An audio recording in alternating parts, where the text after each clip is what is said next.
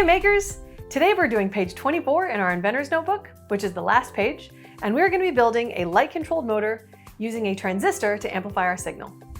For our circuit today, we don't have any new components, but you'll recognize the motor from before. We have our photosensor from before, and our transistor. On the top of page 24, it instructs us to go back to page 17 and replace our LED module with our motor. Let's see what happens when we do that.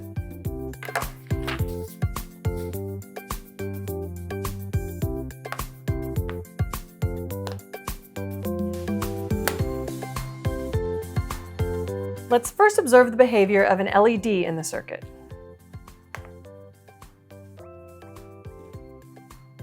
With our battery module on and our external light source shining on the photosensor, we can see that our LED turns on. If we now replace our LED with a motor, and we shine our external light source on the photosensor, the motor does not turn on. We can investigate why this happens by looking at the current that's flowing through the motor. I've reconfigured my circuit so that I can include a multimeter in series and measure the current through my motor. You can see here that with just the ambient light in the room, the current through the motor is about 0.2 milliamps. If I include my external light source, my current goes up to 2.3 milliamps, which is still not enough to spin my motor, even though it was enough to turn on my LED. Let's flip back to page 24 to build a circuit that includes our photoresistor, but now also includes a transistor to boost our current.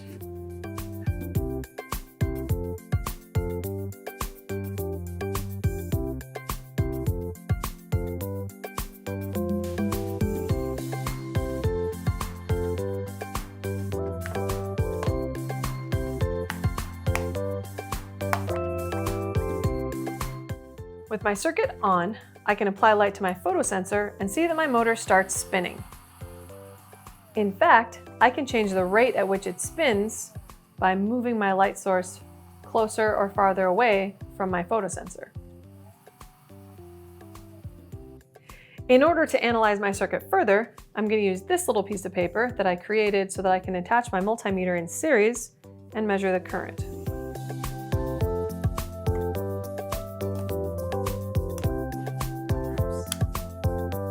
With just the ambient light in the room, you can see that the amount of current flowing through my motor is about 13 milliamps. If I cover my photosensor so no light comes in, we're at 0 milliamps. If I introduce my light source, bumps us up to about 20 milliamps. So that makes my motor spin. If I pull my flashlight back and give it less light, the current goes down and the motor spins more slowly.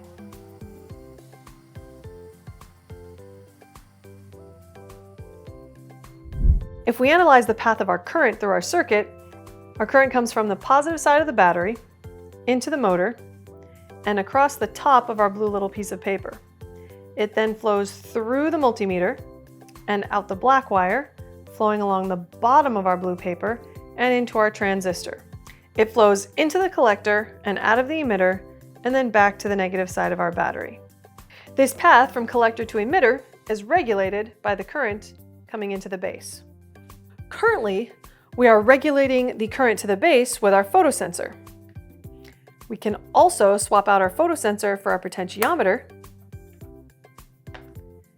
and adjust the speed of our motor that way.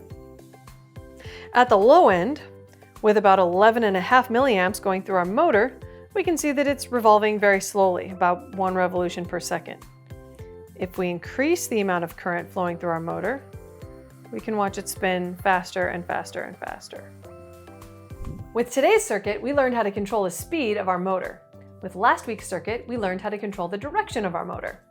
Stay tuned for future videos where we're going to learn how to combine both of those things to make some custom circuits. Thanks to Scribe for sponsoring this series of educational videos. All of the components in this video are for sale on the Scribe website. Use code BerbawyMakers to get 15% off. Also on the website is troubleshooting help if you're having difficulty with your pen or any of the components. I'm Ms. Berbawy. Tune in next time for a custom project.